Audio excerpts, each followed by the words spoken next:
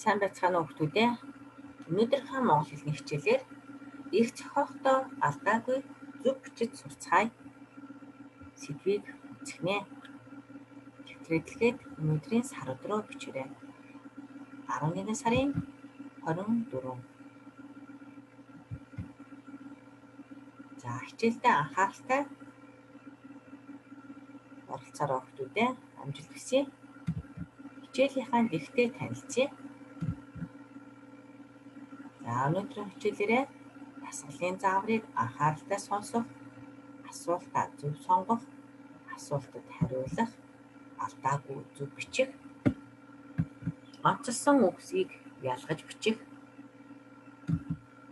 зөв бичих дүрмийг тайлбарлах, их зохиож бичих дасгалуудыг хамтран хийх нэ хүүхдүүдээ. За энэ юу вэ? Юу гэсэн асуултанд хариулагдах үгсийг бодорой хүүхдүүдээ. За дараах зургийг ажиглая. За юу гэсэн асуултанд өрөм гэсэн хариулагдах нь байна. Өнөөдөр бүгдээрээ өрөм сэдвийг хамтран унших нэ хүүхдүүдээ. Өрөм. За асуултанд ямар үгс хариулагдах болохыг бодорой. Ямар сүг аргалын ямар галаар хөөрүүлбэл сайн? Хорглын юу ширүүддэг?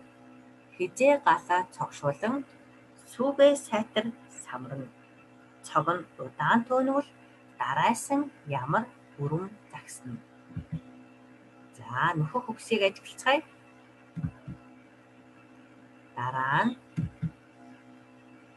гал, түүхий, зөөлөн, шаргал.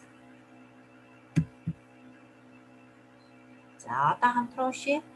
Түүхий сүг аргалын гал зөөлөн галаар хөөрүүлбэл сайн. Хорглын гал ширүүддэг. Дараа нь галаа цогшуулан сүгээ сайтар самрана. Цог нь удаан төөнвөл дарайсан шаргал өрөм загсна. За доогуур нь зурсан онцлсон үгсийг хараарай хүүхдүүдээ.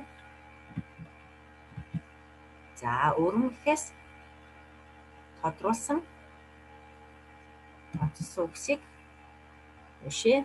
Самран, төөнвөл, загсна. Эдгээр нь 3 үгтэй. Үгээр хамтран таслан хэлье хүүхдүүдээ. Самарна, төөнвөл, загсана. За эдгээр 3-ыг нь гуруулаа 3 үгтэй ахна. Тэгвэл эдгээр үгийн 2 ба 3 дахь үед на, нөө орсон байна. 1-р үеэс хойш орсон балархай эх шиг а, өө нь хэлний үзүүрийн энийг ялгах үүрэгтэй. За энд 4 дахь үед орсон байна. Төөн гэ 2 дахь үед орсон байна. Загсан гээд 3 дахь үед орсон байна.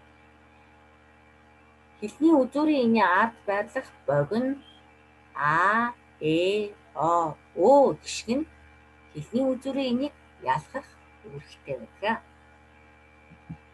За дараах зүйлсийг бичиж тэмдэглэж аваарай хүүхдүүдээ. Холонгийн ялгах гişгийг бид нар бүгдээрээ үзсэн байгаа. Аргал, хоргол, шаргал гэдгээр үгс нь 2 үгтэй. 2 дахь үед нь га, го орсон байна. Хорглын гэж бичгэд яагаад энэ о гэлдэг вэ хүүхдүүдээ? Тэгвэл аргал, шаргал гэсэн үгсэд ийм ийг залгуурыг залгаж бичвэл гээгдэхүү адилхан бичих үү? Аргалын, хорглын, шаргалын гэж бичгэд гээгдэхгүй.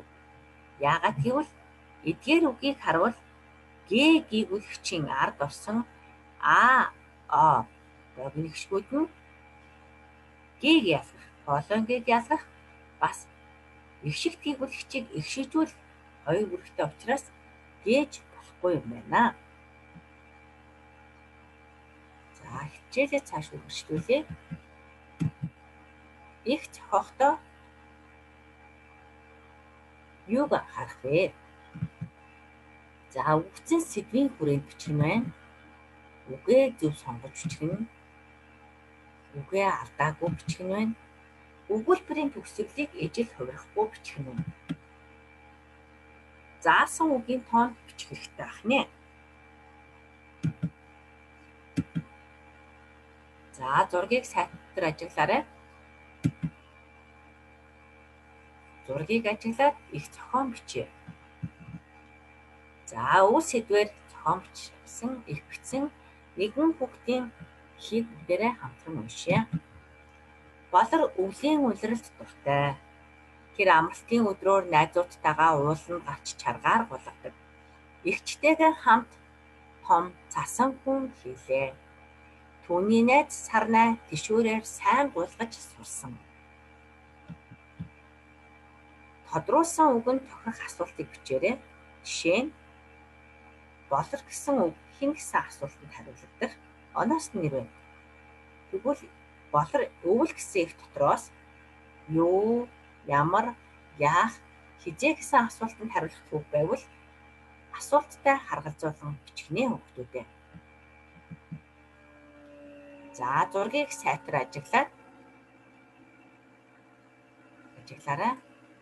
За гэрэн даалгаварт миний найзууд ихийг зурагтай холбон их зохиож бичээрэй хүүхдүүдээ.